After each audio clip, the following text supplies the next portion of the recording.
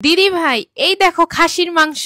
ভালোই তো, কি রান্না করা যায়? খাসির রেজালা করো। চলো তাহলে। এই রান্নার জন্য আমরা নিয়েছি 2 কেজি খাসির মাংস। কড়াইতে অল্প তেল গরম করে তাতে গরম মশলা ফোড়ন দিলাম। তারপর ভালো করে পেঁয়াজ ভেজে দিলাম, আদা বাটা, রসুন বাটা। এরপর একে একে দিলাম জিরার গুঁড়া, ধনিয়ার গুঁড়া, হলুদ গুঁড়া, মরিচ গুঁড়া আর লবণ। টমেটো পেস্ট দিয়ে ভালো করে কষাচ্ছি যতক্ষণ না তেল ছেড়ে দেয়। এবার মাংসটা ঢেলে দিলাম, ভালো করে মশলার সাথে মিশিয়ে নিলাম। সাথে দিলাম 2 থেকে 3টা তেজপাতা। পানি দিতে হবে না, মাংসের নিজের রসে 50% হয়ে যাবে। তেল ছেড়ে দিল মানে মাংস কষানো শেষ। এবার সব তুলে দিলাম প্রেসার কুকারে। পরিমাণ মতন গরম জল দিয়ে 5 থেকে 7টা ছিটি দিলাম। ব্যাস, রান্নাটা শেষ। এবার প্রেসার কুকারের ঢাকনা খুলে চেরা কাঁচা মরিচ ও গরম মশলা থেকে ছড়িয়ে দেব। এবার আমি ঋতুর জন্য বেড়ে নিচ্ছি।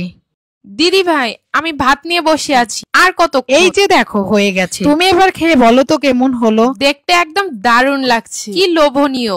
উফ, কি সুন্দর ঘ্রাণ আসছে। তুমি নিজেই খাইয়ে দাও দিদি ভাই, তোমার হাতে না খেলে তো শান্তিই পাই না। ওয়াও, দারুণ, কিছুটা ঝাল ঝাল, বেশ খেতে। দিদি ভাই, একটা দোকান দিলে কেমন হয়? আপনারাই বলুন তো কেমন হবে। প্রেসার কুকারে এই পদ্ধতিতে যে মটন রান্না করা যায় জানতাম। আপনারাও দিদি ভাইয়ের প্রসেস একবার ট্রাই করে, সময় বাঁচবে, স্বাদও বাড়বে। টাটা।